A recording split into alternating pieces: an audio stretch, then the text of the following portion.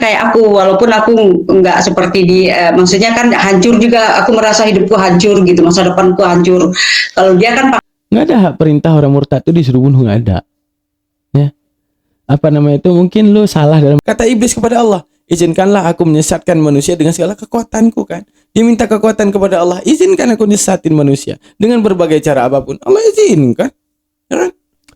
Oke, assalamualaikum warahmatullahi taala wabarakatuh. Hari ini kita akan mereaksi satu video ya, dimana kesaksian seorang murtadin. Karena sebagaimana kita tahu bahwa Minang, Aceh itu pasti dasarnya itu pasti mereka itu Muslim. Ujung-ujungnya berpindah keyakinan. Kalaupun ada yang namanya Minang Kristen ataupun Aceh Kristen ataupun beberapa wilayah lainnya yang identik dengan keislaman. Nah, namun kita hanya ingin mereaksi dan melihat bagaimana perbincangan ataupun kesaksian dia saat kemudian apa yang membuat dia menjadi Kristen gitu. Nah, jadi kita tidak boleh jangan nonton karena full kebencian, jangan. Tapi kita menonton pengalaman spiritual daripada dia kemudian menemukan Islam. Murnikah? Karena gini, kebenaran sejati itu kan paling absolut ada di akal ya. Jadi saat kebenaran sejati itu ada di akal, maka kebenaran sejati itu yang buktinya itu absolut, bukan terkaan ataupun halu-halu semata. Misalnya, segala sesuatu ranah kebenaran itu hasil daya produk otak kan. Misalnya, api itu panas, itu setelah otak tahu apa itu api dan apa itu panas. Kemudian saat bersanding antara api dan panas didapati di alam realita, oh ternyata benar. Itulah kebenaran yang sejati. Apakah itu karena pengalaman? Bukan. Apakah itu karena ini? Bukan. Karena apa? Daya cipta otak menemukan kesimpulan itu sukses. Kecuali saya ngomong, api itu adalah lembu. Kita tahu api, kita tahu lembu. Di mana penyandingan di antara dua rasio api dan lembu itu tidak cocok, not match. Maka kalau seandainya itu experience ataupun itu pengalaman, kita bisa bilang, iya semalam aku bermimpi melihat api jadi lembu gitu. Hingga aku sekarang meyakini bahwa api itu adalah lembu. Itu bukan sesuatu yang kebenaran absolut, tapi halu gitu kan. Karena kebenaran absolut itu ketika rasio itu mampu bersanding dan menghasilkan konklusi. Oke, mari kita lihat kesaksian daripada Murtadin Minang ini, apa yang kemudian dia jabarkan. Oke, mari sama-sama kita saksikan. Semua, hari ini kita akan ngobrol dan kenalan dengan seorang Murtadin yang cukup menarik ya. Namanya Rita Jamal. Nah, teman-teman kalau lihat di YouTube, ini kita ada channel YouTube-nya ya. Ini Rita Jamal Official, teman-teman bisa lihat di sini. Dan juga ada di TikTok, Rita Jamal 11. Kalau teman-teman belum subscribe, silakan subscribe ya. Silakan dicari, silakan di subscribe karena ini menarik. Menarik kenapa? Karena Rita Jamal ini seorang Minang. Yang menarik lagi, Bu Rita ini berani open cam ya. Ini sesuatu yang langka juga nih. Ini bisa jadi apa masalahnya? Kita kenalan ya sama Bu Rita Jamal. Apa kata dia? Halo Bu Rita. Bentar dikit. Halo Bang TR. Ya, Bu Rita. Apa dia bilang tadi? Salutnya kepada Bu Rita karena berani open cam ya. Apa yang jadi masalah? Gak ada pemaksaan dalam agama. Mulu Minang kek, mulu apapun kek, mulu pindah agama ya urusan diri lu sendiri. Kan? Jadi gak ada sebenarnya, itu fitnahan. Itu ingin menunjukkan apa? Ini bahaya nih Muslim nih. Lu pindah agama, halal darah, lu dihajar, lu tebas. Gak ada urusan. Gak ada hak perintah orang murtad itu disuruh bunuh, gak ada. Ya. Apa namanya itu, mungkin lu salah dalam berarti gak mungkin saya bahas di sini. Masalah bagaimana konsekuensi orang yang murtad yang dibunuh itu. Maksudnya apa? Ketika dia murtad, dia menjadi pengkhianat, kemudian dia ikut berperang.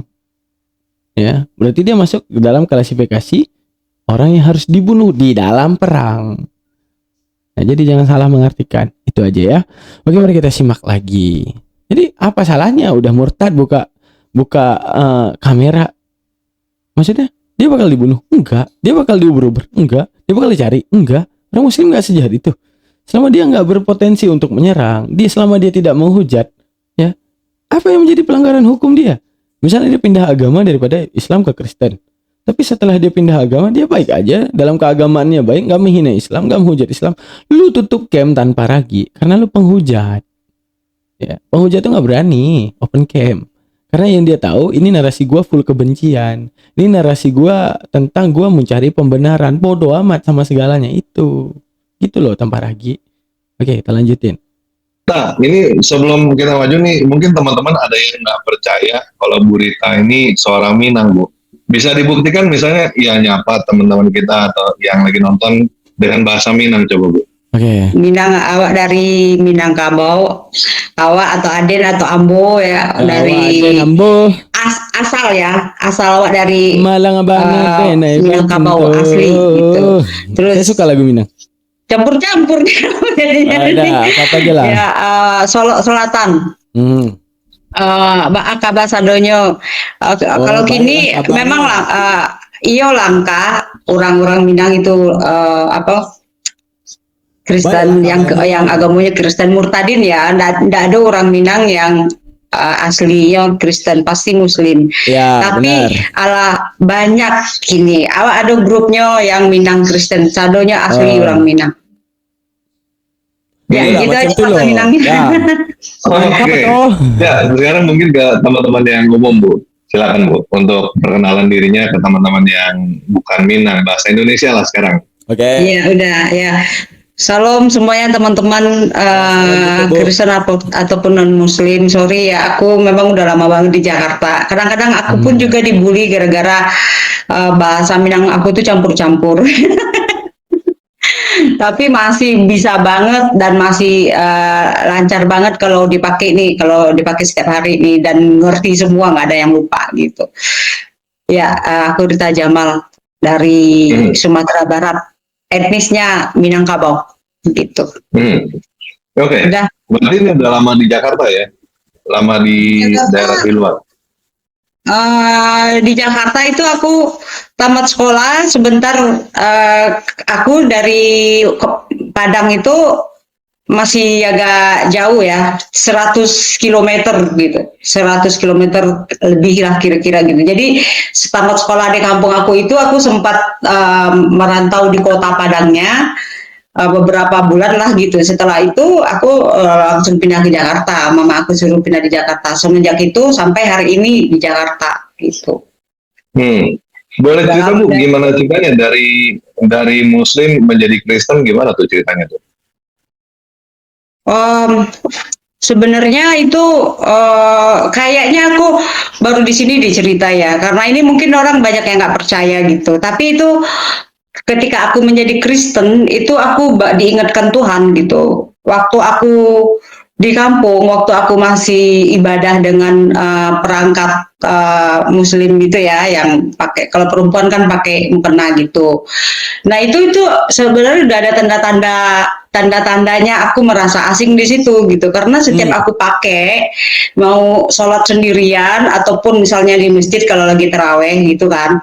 Nah itu biasanya itu kalau aku mulai sholat kan biasanya kan kita menjamin mata kan sambil baca ya. Nah itu aku tiba-tiba dalam pikiran aku itu, dalam bayangan aku itu, aku kalau nggak di tanah lapang padang rumput itu yang nggak ada bertepi sendirian, kalau nggak di padang gurun sendirian, itu dalam pikiran aku kayak merasa asing, kayak aku merasa buka. Setiap aku sholat, sampai aku di Jakarta pun ya, walaupun aku sholat semua masih seperti itu. Waktu itu aku sampai, ini kenapa ya, apa semua orang merasakan hal yang sama gitu. Tetapi setelah aku Kristen, aku diingatkan Tuhan bahwa ternyata memang itu udah suatu pertanda bahwa aku bukan di situ tempatnya, karena aku merasa asing gitu setiap pakai itu alat-alat ibadah itu pertandanya ya. Tapi ketika aku pindah ke Kristen itu karena punya pengalaman pribadi bersama Tuhan Yesus. Apa setelah nih? Di Jakarta. Ya, pengalamannya seperti apa tuh? Pengalaman pribadi bersama Tuhan Yesus di Jakarta. Jadi, kemana sama Tuhan ketika Yesus di Padang itu aku kancol ya. Apa nih pengalaman pribadi nih sama Tuhan Yesus? Kemana lu?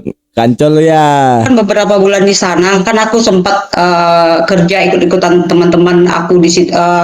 Bukan teman ya, waktu aku melamar situ ketemu berkenalan di situ, aku ikut-ikut. Ternyata itu kan sales aja, jadi aku ikut-ikut aja karena dapat uang, waktu itu dapat uang saku gitu, jadi aku ikut-ikut di situ.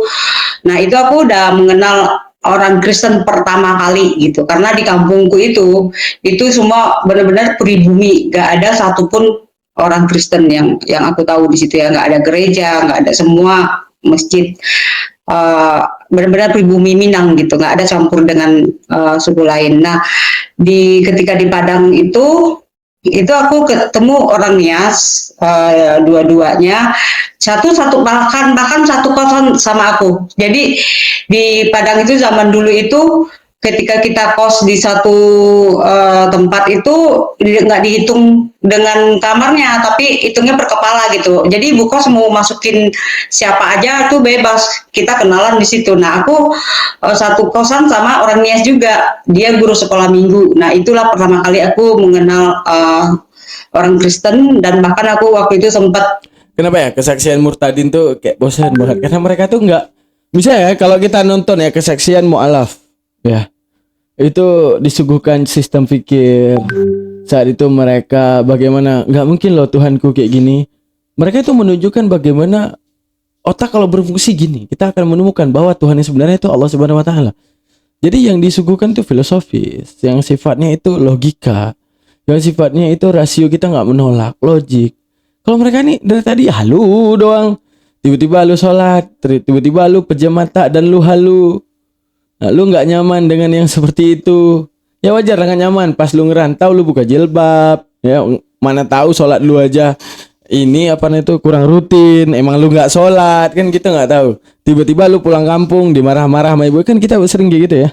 Pas dulu muda ya, pas dulu ini, pas nyatanya di kos dulu malah sholat, pas pulang kan gak enak sama orang tua, kok nggak dikurangin uang jajan, disuruh kita terawih, woi terawih nggak loh, terawih kita bareng orang tua. Dimana yang dulunya 4 rakaat 3 rakaat aja kita malas, tiba-tiba harus sholat misalnya 23 rakaat ataupun 11 rakaat, kan panjang tuh. Nah saat itu ya wajar lah gak nyaman, orang lu dari awal udah mengabaikan yang namanya pengibadahan, ya wajar lu ngerasa nggak enak berdiri ruku. Ya mana enak yang dulunya lu terbuka, ya mana enak lu tiba-tiba pakai mau kena, ya panas lah lo. Nah situlah jin masuk, wah ini nggak cocok denganmu, ini bukan pakaianmu yang sebenarnya hanya sehelai kain, ya pakaianmu yang sebenarnya adalah duduk di samping pantai dan berbikini, itulah pakaian yang sebenarnya untukmu. Sehingga ketika ada pakaian dalam bentuk pengibadahan versi Islam, dia nggak nyaman, kan halu ya. Ya wajar nggak nyaman, paham ya maksudnya teman-teman. Kita udah terbiasa terbuka, tiba-tiba kita tertutup, ya. Dan itu menjalani ibadah. Yang dulunya kita nggak pernah sholat, tiba-tiba kita sholat, dan sekali sholat pun rakaatnya banyak. Apa nggak terkejut batin? Ya. Itu yang mereka suguhkan. Nah kalau kita yang mualaf beda experience-nya, mereka meneliti kitabnya sendiri, ternyata di sini salah, di situ salah. Kadang berduduk diam, nggak mungkin Tuhanku mati, tak mungkin Tuhanku gini, tak mungkin Tuhanku gitu. Adanya apa itu konklusi akal yang bisa kita ambil, ataupun kesimpulan ataupun buah pikir yang mualafah ini sediakan. Nah kalau murtadin ranah halu, tiba-tiba lu pejam mata, lu lihat padang gurun yang luas, lu pejam mata ada kegelapan, tiba-tiba ini semua nggak benar. Akhirnya timbullah experience halu, ketemu sama Tuhan Yesus. Ketemu itu bukan dalam mimpi. Kalau mimpi itu bisa halu, gue juga bisa imajinasi. Ini ya imajinasi. Oke teman-teman yang menonton channel ini, pejam mata kalian. Bayangkan di depan kalian ada seseorang lelaki memakai jubah putih dengan kulit yang sangat putih. Dia brewokan dan berparas rupa dan tampan, dengan rambutnya yang gondrong, memakai mahkota duri, memanggil kalian, wahai anak-anak gembalaku, wahai anak-anakku, wahai anak-anak bapakku, kembalilah dan sembah aku. Pejam mata, lu bayangin, bisa. Tinggal gua bayangin, gak mesti lu gitu. Tiba-tiba datang di mimpi, gua juga bisa nih bayangin nih. Mensugesti tiba-tiba ada, kembalilah ke bapakku, sembahlah bapakku. Kalau gua dipanggil gitu, sini lo. Dekat-dekat lo sama gua. Kenapa? Kapan lu bilang lu Tuhan? Dalam Bible nggak ada kan? Nah, terus apa namanya tuh? Ada satu ayat berbunyi, telah lahirlah Tuhan dan juru selamat di negeri Daud. Lu bilang sama gua apa? Hati-hati sama penyesat ya, serigala berbulu domba, lu bilangnya. Oke. Berarti menunjukkan apa? Lu mengidentifikasi bakal adanya penyesat yang merubah ajaran lu, iya apa enggak? Iya. Nah, lu pernah ngaku Tuhan? Enggak. Nah, wajar gua enggak Tuhanin lu? Iya. Nah, siapa yang salah sekarang? Lu ngaku Tuhan. Lu bilang enggak diri lu utusan? Iya. Lu bilang nggak diri lu lemah? Iya. Lu bilang nggak lu tidur? Iya. Lu bilang nggak kalau lu itu pernah mengutuk buah ara dan lu nggak tahu buah ara itu berbuah ataupun nggak? Iya. Pernah nggak lu berdoa semalam-malaman kepada Tuhan? Sujud? Pernah. Lu pernah nggak lapar makan ikan goreng? Pernah. Lu pernah nggak gini? Lu pernah nggak gitu? Semua lu pernah? Ya. Lalu kemudian apa yang kemudian terjadi? Gue harus imanin lu gitu. Gue harus percaya lu gitu sebagai Tuhan. Lu menunjukkan apa diri lu sebagai wujud kelemahan. Karena otak chipset gue nggak akan pernah terima kalau yang namanya Tuhan itu lemah. Kalau enggak gue diberikan rugi, gue diberikan akal. Karena diberikan gue akal untuk berpikir kritis. Boleh lu jadi manusia, boleh lu menunjukkan kelemahan lu. Syarat lu ciptain gue dulu, harus buang akal gue dulu. Ataupun sistem berpikir akal gue jangan seperti ini, biar gue bisa menerima lu sebagai Tuhan. Itu bisa kita gugat Yesusnya. Jadi kalau dalam hal halu-haluan kita bisa berhalusinasi sendiri. Ya, tinggal bayangin kayak saya bilang tadi, hadirkan seorang pria yang gondrong, brewokan, rambutnya memakai jubah gitu. Bisa kan? Ya bisa. Nah, kalau seandainya bisa, apa yang harus kita takut? Apa yang kemudian membuat kita murtad? Berarti menunjukkan apa? Imajinasi bisa bagaimanapun. Contoh saya. Coba saya perhatikan saya. Sekarang kamu pejam mata, bayangkan hidung saya ada di sini. Kuping saya ada di sini. Bisa? Bisa. Atau membayangkan saya bersayap. Bisa. Itulah imajinasi. Berarti menunjukkan apa? Memilih Yesus, sang murtadin biasanya di ranah imajinasi. Sama seperti lu bayangin Doraemon main di film Naruto gitu. Coba lu bayangin Doraemon main di film Naruto, bisa nggak? Bisa. Tinggal bayangin doang. Nah, itu imagine gitu. Jadi level absolut pikiran itu rasio, ya. Level level halunya itu level imagine. Jadi imajinasi tiba-tiba coba Yesus kan lucu. Baca Alkitab karena pengen tahu aja gitu. Dan sempat bercanda-bercanda dengan teman satu kos itu, kalau dia mau ke gereja gitu, atau aku mau sholat nih, ada azan mau sholat, terus aku suka bercandain dia. Aku bilang, ayo udah azan nih, waktunya sholat, ayo kita sholat. Oh iya silakan gitu. Nah, waktu hari Minggu pun dia begitu juga bercandain aku, yuk udah waktunya ke gereja, ayo berangkat mandi sana gitu. Aku bercanda waktu itu, iya nanti aku nyusul, setiap hari Minggu selalu, ya nanti aku nyusul gitu. Tapi aku percaya itu juga suatu pertanda juga. Nggak lama kemudian aku pindah ke Jakarta, kan aku masuk Kristen. Dan juga temanku yang kerja di Salis ini, perempuan itu, setiap hari pun dia selalu ngomong bicara soal Yesus gitu. Dia juga orang murtadin juga. Dia itu Muslim, masuk Kristen, keluarganya Muslim, tapi dia orang Nias asli gitu. Cuman Nias Muslim ada gitu. Nah itu juga. Nah ketika aku di Jakarta, nah disitulah mulai aku nyari Tuhan aku yang dulu ceritanya. Aku ada di posisi waktu itu beberapa tahun di Jakarta ya. Aku sempat keluar kerja. Aku keluar kerja waktu itu tanpa pikir ya. Kalau aku percaya kalau misalnya aku nggak keluar kerja di situ, mungkin karena aku stres ya. Aku baru sekolah, terus kerjaan menumpuk, terus ada yang nawarin aku kerja yang lebih bagus, tapi karena aku pegang keuangan waktu itu, serah terima kerjaannya itu 3 bulan. Pas aku mau masuk ke kerjaan yang menawarin aku yang baru ini, dia nggak mau terima aku lagi. Akhirnya kan aku menganggur ya. Nah menganggur itu aku berteman sama teman-teman yang di Jakarta nih, satu kosan sama teman-teman Betawi. Nah disitulah aku sambil nyari kerja yang baru, malah aku ikut-ikut sama teman-teman cewek-cewek ini nih gitu. Nah di situ aku ikut namanya Jakarta ya, kaget-kaget gitu. Gini. Di umur di awal-awal 20-an gitu ya. Nah terus ketika aku masuk Kristen itu, aku udah punya anak. Umur dia waktu itu, tuh lihat sendiri kan, tiba-tiba dia culture shock ya melihat Jakarta. Wah ternyata Jakarta gini ya. Menunjukkan apa? Ini orang karena pengen bebas aja, karena Islam terlalu mengekang. Mending Kristen bisa ngapain aja kan. Gak usah banyak alasan lah. Temu Yesus, temu ini, temu itu. Bilang aja lu pengen bebas. Ya berarti pilihan yang tepat. Kalau pengen bebas, nggak mau di Islam, karena Islam itu akan mengekang dengan hukum. Kalau nggak sanggup menjalani hukum Islam, ya tinggal keluar dari Islam. Kan gitu. Nah kalau lu nggak sanggup, ya udah. Bagus. Gitu. Berarti kita udah tahu ya, bukan sebuah kelogikaan yang dia sampaikan. Tapi yang dia mau sampaikan bahwa Islam itu gak bebas. Gak sanggup gue di Islam. kagak enak. Nah, itu aja. Ya udah, pindah aja gitu. Lebih mudah gitu ya, ibadahnya mingguan doang. Oke, lanjut. Eh, udah 1,5 tahun gitu. Jadi aku bukan karena menikah gitu. Cuman ke waktu itu aku benar-benar pisah sama suami, pergaulannya nggak bagus dengan teman-temanku ini, tempat kos-kosan aku juga menakutkan gitu kan, orang-orangnya di situ eh, sampai ribut gitu gara-gara. Tuh bayangin teman-teman, pergaulannya yang bebas ya.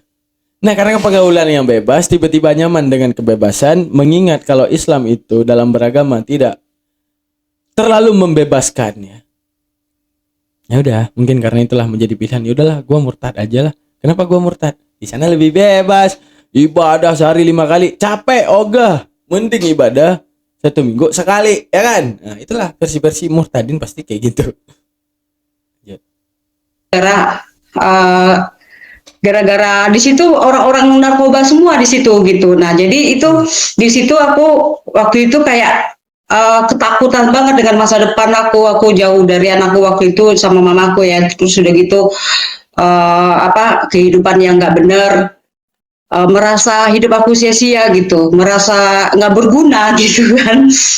Itu aku doa itu aku mengurung diri aku di kamar aku kos-kosan itu aku mengurung diri aku selama 3 hari 3 malam gitu itu ada tidurnya ya tapi selama 3 hari 3 malam itu aku cuman uh, nggak berdoanya ketika aku tidur aja gitu selebihnya aku nangis berdoa sujud.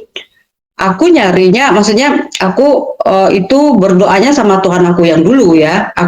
Walaupun aku pernah mendengar kesaksian dari teman-teman yang waktu di Padang ini, tapi itu nggak ngaruh sama sekali. Itu cuman aku menghargai mereka aja, bercanda-bercanda, nggak pernah kepikiran gitu kan karena aku kan itu udah dididik, kita tahu yang Tuhan mereka itu manusia kan begitu. Jadi aku nggak mungkin ya. Jadi aku tuh benar-benar nyari Tuhan aku yang dulu gitu. Benar-benar sebut namanya, panggil namanya gitu dengan kerinduan yang begitu mendalam, dengan hancur hati gitu karena aku butuh gitu. Itu setiap malam tuh bercucuran air mata selama 3 hari 3 malam itu. Nah, setelah 3 hari 3 malam aku udah puas baru itu aku keluar gitu kan. Nah, nggak lama kemudian karena aku punya hubungan juga kan, punya uh, teman deket ya sama orang Manado. Dia Kristen, tapi Kristennya itu bukan Kristen yang uh, takut Tuhan. Kalau dia ya, nah waktu dia kenalin sama keluarganya dia, nah itu ternyata keluarganya itu keluarga yang taat, yang benar-benar taat, yang punya misbah keluarga, setiap minggu ke gereja gitu. Nah, aku ketika disitulah aku mulai tuh mereka itu uh, kayak jiwa mungkin ya kalau itu kan alirannya setelah aku Kristen aku tahu itu aliran yang karismatik gitu kan. Jadi kalau ada yang kayak aku gitu mungkin melihat aku juga merasa ini jiwa gitu kali ya atau mungkin sama Tuhan. Jadi mereka itu menginjili aku gitu. Maksudnya ada di situ ada dua orang juga yang tadinya Muslim juga bahkan itu dia kan orang Sunda bahkan mereka itu tamat pesantren dua-duanya adik kakak. Nah itu dia secara langsung juga bersaksi sama aku gitu. Tapi karena di dalam hati aku tuh nggak ada iman ke situ ya. Aku menghargai orang ya, tapi di dalam hati aku itu apaan sih gitu kan. Tuh manusia aja lu sembah gitu. Tapi aku nggak pernah keluar ucapan begitu gitu. Cuman dalam hati aja aku nggak percaya apa yang walaupun mereka itu udah serius banget bersaksi sama aku gimana Tuhan bekerja dalam hidupnya bahkan dia sampai pengen melayani Tuhan sampai ke pelosok-pelosok saking cintanya padahal tadinya yang kakaknya itu benci banget karena adiknya masuk Kristen, kakak itu benci banget. Tapi akhirnya dia juga dijamah Tuhan gitu. Tapi suatu hari ketika aku nginap di situ, aku nginap dikasih kamar ya satu, terus dikasih tape sama kaset ya zaman dulu. Nah, kaset itu aku di malam itu dengerin sebelum tidur gitu. Nah, itu aku dengerin tuh kaset itu, iseng aku dengerin gitu ya. Tapi mulai dari awal itu apa dia kesaksian ya, ini ternyata itu kan kaset kesaksian dari awal itu, mulai itu aku udah mulai kayak tertarik dengan kesaksiannya dia gitu, tertarik. Nah ini hidupnya sama nih kayak aku, walaupun aku nggak seperti di, maksudnya kan hancur juga, aku merasa hidupku hancur gitu, masa depanku hancur. Kalau dia kan pakai pakai apa obat-obat butau gitu loh, yang suntik-suntik-suntik gitu, sampai dia apa overdosis dan meninggal, divonis meninggal. Nah di situ aku mulai tergerak hatiku bertanya gitu, ketika dia bersaksi bahwa ketika dia udah divonis meninggal di alam roh itu, di dalam dia udah melihat tubuh dia sendiri terbaring di rumah sakit, tapi di alam roh itu dia bertemu dengan Tuhan Yesus gitu. Jadi Tuhan Yesus tanya sama dia, kamu mau ikut jalan saya atau kamu mau ikut jalan kamu sendiri? Terus dia bilang dia mau ikut Tuhan Yesus. Ini anak yang ini tuh bapak ibunya pendeta loh dua-duanya padahal gitu. Nah terus udah akhirnya dia dikasih kesempatan, ketika dia bilang mau ikut Tuhan Yesus, dia kasih kesempatan untuk hidup lagi dan dia hidup lagi. Dia bercerita ya, karena dia kan pembuluh darahnya udah pecah, udah divonis meninggal berapa menit, 10 menit atau berapa menit gitu. Nah terus setelah itu dia bahkan dia kembali jatuh di hal yang sama, dia pakai lagi itu narkoba gitu, sampai dia masuk penjara. Terus di penjara lah dia baru-baru benar bertobat. Nah itu dari awal sampai selesai dia kesaksian itu aku kayak nggak bergeming gitu, dengerin gitu ya. Nah dari situlah aku mulai bertanya, mulai tersentuh hati aku. Aku percaya itu Roh Kudus sudah mulai bekerja ya, dari orang-orang ini kan nggak ada tuh. Nah itu aku, waduh, yang kayak begini nih nggak ada di agamaku gitu kan, maksudnya sampai orang yang udah mati sampai segitunya dia masih, maksudnya itu kan udah bandel banget, ibu bapaknya pendeta gitu, terus dia udah mati, terus udah dikasih kesempatan lagi, dia pakai lagi, lebih parah dari itu, sampai dia masuk penjara gara-gara narkoba itu.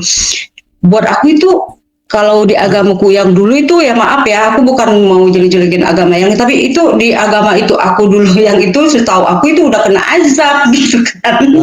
Loh ini kok sebegitunya gitu, maksudnya yang kayak begini tuh nggak ada di dalam apa. Terus aku mulai bertanya, masa sih gitu, apakah dia benar-benar Tuhan gitu. Nah itu besokannya kan aku pulang ke aku waktu itu tinggal di Tangerang sama saudara-saudara aku, kakak-kakak aku. Kenapa ya kesaksian murtad itu pusing gitu? Nah itu aku balik ke situ. Nah aku dalam pulang itu pikiranku tuh nggak bisa terlepas dari itu. Aku masa sih dia Tuhan, dia kan manusia gitu kan, nabi gitu kan, masa Tuhan manusia kan, begitu ya dalam pikiran aku gitu. Gini teman-teman, masa gini kesaksian murtadin paham Yesus karena jalur rehabilitas narkoba, kan lucu lah. Kita nggak tahu bilang lah, ya lah selamat murtad lah, kayak nggak pak itu ya, murtadin tuh kayak yaudahlah aku murtad, otak simpan dulu gitu. Satu sisi aktif, Tuhan kok manusia itu aktif, terus dia simpan bodo amat, walaupun manusia sama kayak gue sembah juga gitu. Jalur rehabilitas narkoba. Tapi kok kayak perang ya, akhirnya kan aku gini, akhirnya karena aku nggak bisa lepas dari pikiran aku, akhirnya aku gini, aku harus menemukan jawabannya gitu, aku harus membuktikan sendiri gitulah, karena nggak bisa hilang dari pikiran aku. Waktu aku pulang pun pikiran aku ke situ juga, pertanyaan, dia Tuhan apa enggak sih, masa sih gitu kan dia cuma nabi, dia kayak gitulah gitu, karena kita taunya begitu. Nah akhirnya terus aku juga sempat bertanya juga, loh kok aku ketemu ya udah berapa orang nih orang bersaksi tentang Tuhan, tentang ini nih, yang terakhir kan ini yang luar biasa banget gitu. Nah itu mulai bertanya dulu, aku mau pengen buktiin. Nah akhirnya aku pernah diajak sekali, aku inget tuh tempatnya di Pondok Indah, namanya Rumah Doa. Aku pernah diajak sama keluarganya sekali ke situ. Dan aku lihat di situ ada kayak ibadah-ibadah gitu, tapi itu bukan ibadah raya ya, karena tuh hari Kamis, hari Selasa gitu, ada tulisannya Rumah Doa, terus misalnya kebangunan rohani atau apalah, aku udah lupa gitu ya. Terus aku ingat hari Kamis waktu itu, aku harus ke situ, aku mau cari jawabannya, apakah benar dia Tuhan apa enggak. Pokoknya aku harus tahu hari ini gitu. Aku mau buktikan sendiri. Nah, itu aku udah kayak dituntun aja. Beneran itu. Aku mau cari tahu dia Tuhan atau enggak. Ya, jadi aku ke tempat orang Kristen. Ya tetap Tuhan lah. Coba lu pengen tahu dia Tuhan atau enggak, lu pergi ke tempat orang Hindu. Tuhan enggak dia? Ya enggak. Terus ke tempat orang Buddha, ya kan? Tuhan enggak dia? Ya enggak. Atau tanya ke ustadz lu, Tuhan enggak dia? Tetap enggak. Kalau ke tempat orang Kristen, gua pengen tahu dia Tuhan apa enggak. Sebelum lu pergi aja udah bener Tuhan menurut mereka. Ya kan lucu ya cara berpikirnya. Sebenarnya antara tahu iya atau tidak itu ada di experience dan akal lu punya akal dan rasio tuh. Dimana manusia nggak mungkin gua sembahkan, ya. Kalau seandainya gua bisa nyembah Yesus, kenapa gua nggak bisa nyembah emak gua gitu? Padahal kebaikan emak gue lebih bisa gue lihat, kebaikan daripada orang tua gue lebih bisa gue lihat, dia yang ngasih gue makan dan semuanya. Kalau Yesus hanya diceritakan di dalam sebuah tulisan ya, sebuah tulisan diceritakan bahwa Yesus Kristus menumpas dosa ataupun mengorbankan, ataupun Tuhan yang Maha Kasih itu yang tidak terjamah oleh Ruh mengorbankan anak yang tunggal demi kita. Itu dari mana tahu? Ya. Dari mana tahu semua itu? Si penulis udah sampai surga ngomong sama Tuhan bagaimana sih? Karena nggak ada kesaksian Yesus sendiri. Yesus nggak pernah ngomong akulah anak tunggal Allah yang akan mengorbankan diri demi menebus dosa kalian. Yang ada pernyataan orang semua. Ya, dengan matinya Kristus di tiang salib maka batallah hukum Taurat. Ya. Terus untuk menjadi kutuk dan menebus dosa-dosa kita, Galatia ayat 3. Galatia 3:13. Omongan orang semua. Yesus nggak pernah ngomong itu. Makanya intim kalian dengan Tuhan itu lucu gitu. Misalnya kalian pengen tahu tentang sosok Yesus Kristus, seharusnya yang kalian teliti, ini Yesus lagi ngomong apa kepadaku ya. Kalian teliti semua tinta merah Yesus. Dia ngomong apa sih ke kalian? Karena orang bisa berkata apa aja tentang si Yesus. Yesus inilah, Yesus itulah, Yesus seperti inilah, Yesus seperti itulah, bisa. Dia adalah Tuhan lah, dia seperti inilah, dia anak manusia. Bisa ngomong apapun. Tapi kalau lu fanatik ya, idol lu adalah Yesus, lu lihat Yesus itu lagi ngomong apa kepada lu. Sehingga lu bisa menyimpulkan, oh ini ternyata maksud Yesus untukku. Sedangkan kalau seandainya lu baca tinta merah doang, seakan-akan Yesus lagi ngomong sama lu pasti tahu kalau dia lagi bilang, ada Tuhan yang harus aku sembah dan kamu sembah, wahai pembaca kitabku. Yaitu itu Tuhanku juga dan itu Tuhanmu juga. Mari kita sama-sama menyembah dia. Banyak itu kata-kata Allahku dan Allahmu. Kata-kata Yesus untuk kita. Artinya apa? Punya Allah. Arti Allah sesembahan. Nah, sesembahanku dan sesembahanmu. Berarti Yesus menyembah Allah.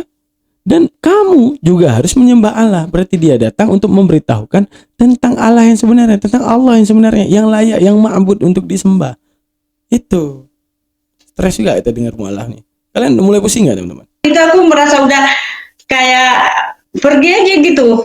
Pokoknya aku pergi. Nah akhirnya aku pergi ke situ sendirian ya. Aku nggak hubungin temanku ini ataupun keluarganya, aku nggak hubungin. Pokoknya aku sendirian ke situ. Nggak ada yang aku kenal juga di situ. Orang aku baru sekali ke situ kan. Tapi aku tahu tempatnya deket dari tim itu. Udah. Aku ke situ, nah di situ itu aku udah mulai nih, aku baru masuk itu ternyata kayaknya ibadahnya udah mulai nih, ini kayaknya orang-orang lagi anak-anak muda semua tuh, termasuk aku juga muda, terus udah pada ngumpul di situ, terus udah gitu aku ikutan gitu, ada yang itu ngasih ke aku Alkitab kalau nggak salah, pokoknya aku udah masuk di situ. Nah itu kan aku nggak tahu ya, aku udah mulai nitikin air mata, cuman kan pendetanya masih jauh, kan banyak tuh anak-anak muda yang didoakan. Nah itu kan pendetanya masih mulai doa di ujung sana, aku di ujung sini. Nah tapi di sini nih aku udah ngomong sama Tuhan nih, aku udah bilang sama Tuhan, aku mau bukti gitu kalau memang dia Tuhan, aku mau bukti saat ini juga gitu. Sebenarnya waktu itu mungkin banyak ya, cuman yang aku pertanyakan itu. Nah, ini benar. Nah, inilah yang paling ditunggu oleh jin. Yang dikatakan dalam Al-Qur'an apa? Kata jin kepada Allah Subhanahu wa taala, "Karena engkau telah mengatakan aku sesat. Ya, maka aku terima kesesatanku, maka akan izinkanlah aku untuk memperpanjang waktu untuk menyesatkan manusia." Kalau jin udah tahu ini ya, segalanya lah. Dia udah masuk ke dalam otak lu, dia masuk ke darah lu, dia masuk ke dalam imajinasi lu untuk mengatakan ini benar-benar Tuhan. Yang penting lu nanti temenin gua di neraka gitu. Artinya apa? Jin meminta kuasa penuh kepada Allah untuk dia diberikan kekuatan dalam menyesatkan umat, masuk dalam mimpi manusia. Ya, mewujudkan diri sebagai apalah. Yang penting lu mau sesat aja. Yang penting lu mau di neraka aja bareng gua gitu. Udah terbukti mujizat Al-Qur'an karena kesaksian lu sebagai murtadin. Artinya kesaksian lu yang halu tadi emang benar. Emang udah Al-Qur'an udah ngomong duluan, berarti akan ada nanti umat-umatku yang dia menyangka inilah kebenaran padahal dia sendiri tahu kalau ini tidak bisa untuk dibenarkan. Allah udah announce itu, udah bilang itu di Al-Qur'an, orang-orang seperti lu bakal ada gitu.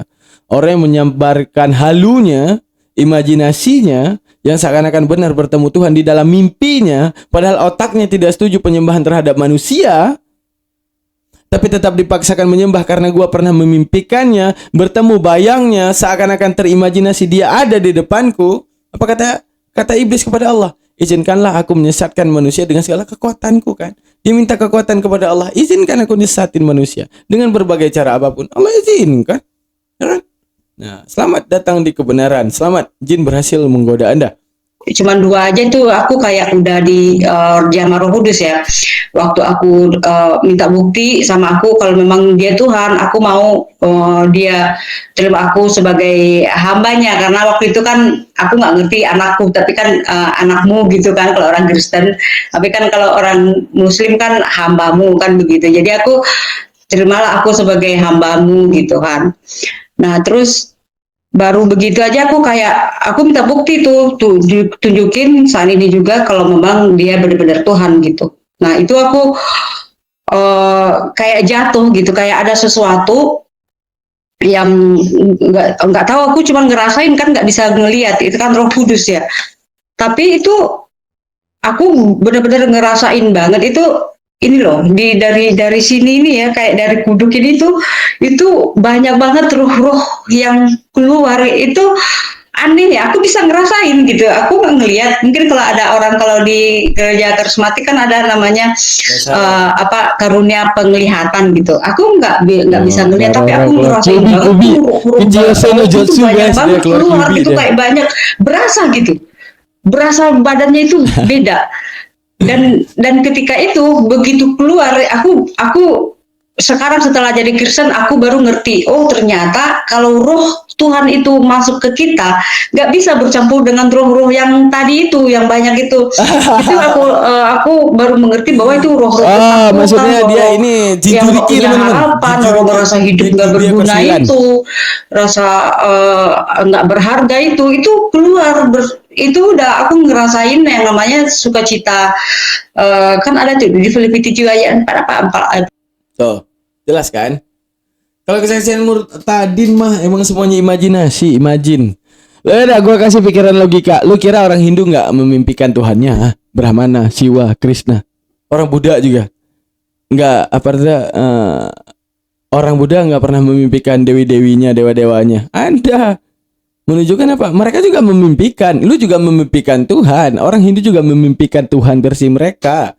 Masalahnya kalau semua memimpikan Tuhan, apakah semuanya adalah Tuhan? Menunjukkan apa? Itulah yang dikatakan Al-Quran. Izinkan ya Allah, karena Engkau telah mengatakan aku sesat, izinkan aku menyesatkan manusia agar aku punya teman. Maka kalau ada orang tiba-tiba menemukan kebenaran di Hindu misalnya, memimpikan Brahmana, Siwa, Krishna ataupun siapapun yang dimimpikan, wajar. Jin masuk dalam era itu. Udah, terus murtadin, kayak gini, murtadin ketemu Yesus, lu pengen pegang Kristen, jin datang masuk ke dalam mimpi lu untuk bikin lu bawa apa? Lu bisa memimpikan itu, udah memimpikan Tuhan-Tuhannya, sama seperti apapun itu. Untuk menunjukkan apa? Apakah karena mimpi itu menjadi standarisasi bahwa Tuhan itu banyak? Tidak. Bisa semuanya bereksperience, bisa semuanya itu berimajinasi tentang Tuhannya. Mau agama apapun itu, dia pasti bisa berimajinasi tentang Tuhannya. Ataupun terbawa ke alam mimpi ataupun ke alam bawah sadar tentang Tuhannya. Tapi apakah karena mimpi bisa menjadi standarisasi kebenaran adanya Tuhan dan apa yang kamu imani sudah benar? Ya kan? Emang semua kalau Kristen emang modelan versi halu semua teman-teman. Mode halu semua. Ya kan? Nah, oke lah teman-teman, nggak tahu aku. Coba aku dengar sedikit lagi ya. Kalau nggak sanggup aku dengar lagi, aku tutup aja nih. Filipi 4 ayat 7 damai sejahtera yang Sejahtera. melampaui akal itu benar-benar melampaui akal kita, karena kan kita nggak bisa mendescribe rasanya gimana ya, karena itu begitu luar biasa aja gitu. Terus rasa damai itu damai dan rasa sukacita. Mungkin kalau orang dunia bilangnya itu bahagia kali ya, bahagia yang luar biasa.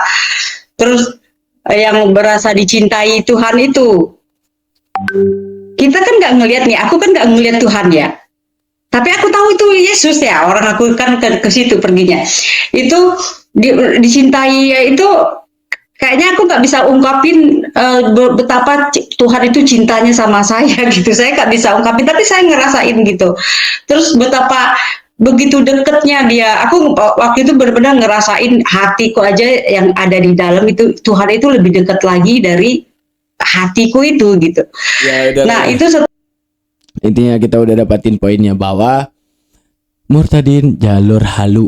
Setelah murtadin jalur halu, ya jin ngambil kesempatan. Wah, gue kuatin imannya, gue nyamarah, gue berubah, gue jadi inilah, gue jadi itu. Yang penting lo nggak mau iman kepada Allah, biar gue punya teman di dalam neraka.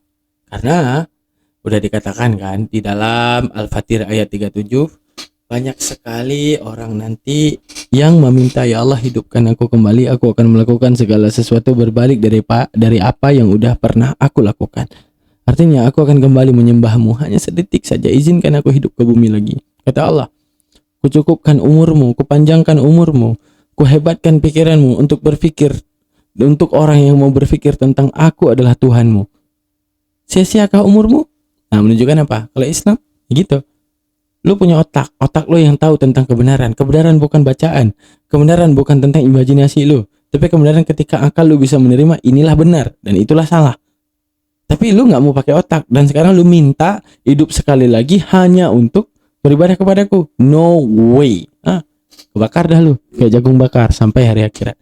Oke, terima kasih banyak. Saya akhiri. Assalamualaikum warahmatullahi wabarakatuh.